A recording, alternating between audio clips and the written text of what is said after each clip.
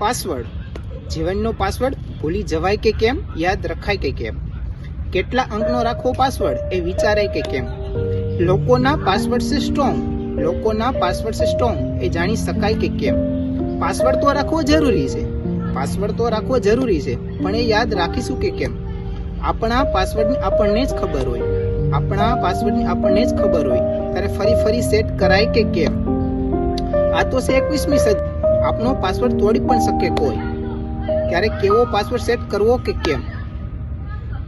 ચાલને ટ્રાય તો કરીએ બીજાના પાસવર્ડ સેટ કરવાની, ચાલને ટ્રાય તો કરીએ બીજાના પાસવર્ડ સેટ કરવાની. એ તો ઓટીપી આપશે કે કેમ? નારે આપે ઓટીપી, એમાં શું છે નવાઈની વાત?